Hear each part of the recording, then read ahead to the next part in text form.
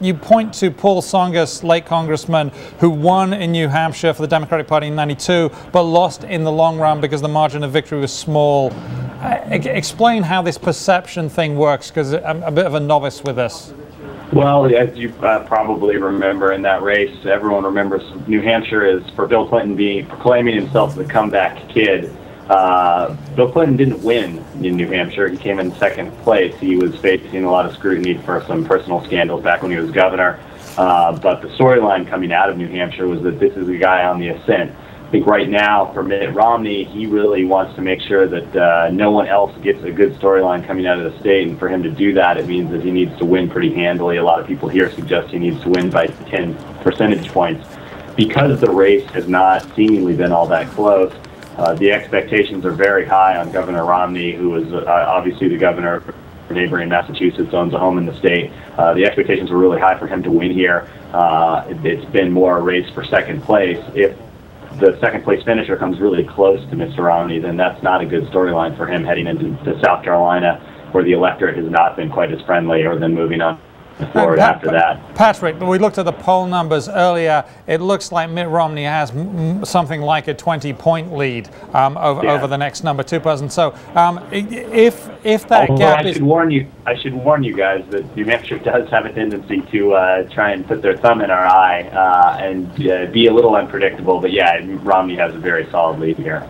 So let's talk about Ron Paul. He's second place there, sort of statistically joint second.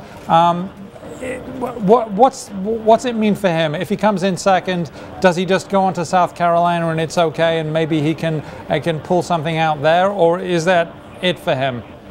Oh, I think Ron Paul, they're going to stay in this. They're going to have the money. Their push is to get delegates so that they can be a force come August when Republicans meet down in Tampa for their convention. I think they want to have some impact on what the platform is, and maybe even if it goes long and there's a brokered convention, that they can play a part in that. I think he just wants to stay in the process.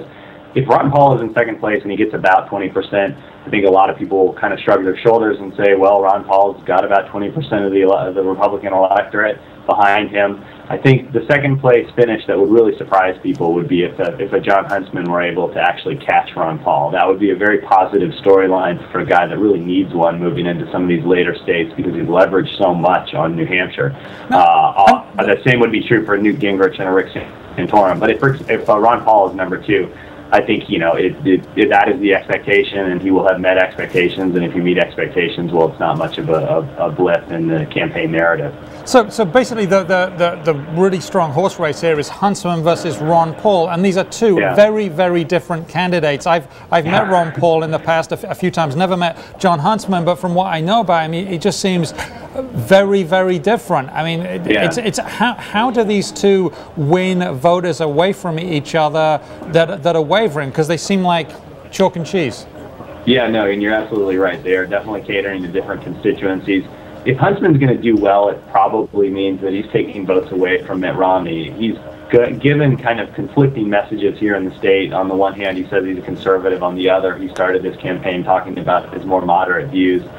That moderate electorate is presumably going to side with Mitt Romney. If John Huntsman can make inroads with them and eat away from Mitt Romney, he may have a chance of closing that gap with Ron Paul right now. But these are not two people that are trying to get the same vote. You go a little further down the standings and you were to look at a Newt Gingrich and a Rick Santorum, they are competing for the same constituency. It's not as big here in New Hampshire. So surprisingly enough, a lot of people are actually going to be looking to see who wins that the fourth place ballot, a battle between Santorum and Gingrich, because they're really catering to the conservative vote here that is not as influential as it is in other states like Iowa or South Carolina. And yeah, they're both playing for the conservative vote without a doubt, but they're very different. I mean, Newt Gingrich is nothing if not spiky. I mean, bristles, he has a sharp tongue, and he's very smart. He's not someone I'd want to meet in a debate, and I think I have a sharp tongue sometimes. So, I mean, is that going to be personality? People are going to be saying, okay, well, they sort of believe very similar things, or similar enough things. We'll go with the personality? Well, I think it's really more we're watching Rick Santorum to see what he can do. Newt Gingrich was actually surging in the polls here about a month ago. The Union Leader newspaper here in Manchester, which is the biggest circulation newspaper in the state, supported him. The publisher has a tendency to, when he endorses a candidate to go after all the other candidates in the field. They have clearly been doing that, including a front page above the fold editorial today, urging New Hampshire voters to shock all the pundit class and elect somebody not Mitt Romney. So, I think Rick Santorum is running with a... Pardon me? That's very broad. Not Mitt Romney, just very broad. It's just very odd. No, and so, Gingrich has had that, the wind at his back, and so Rick Santorum's really been fighting against that. So if he's able to beat Gingrich, it's going to mean two things. One, it's going to mean that he is really kind of showing signs of life as this conservative alternative. It's also going to show that Newt's got a really tough case to make in the later nominating states because, he had every advantage to get that vote and beat Santorum and do well here. And if he comes in fifth place, that's not going to look good for him moving forward.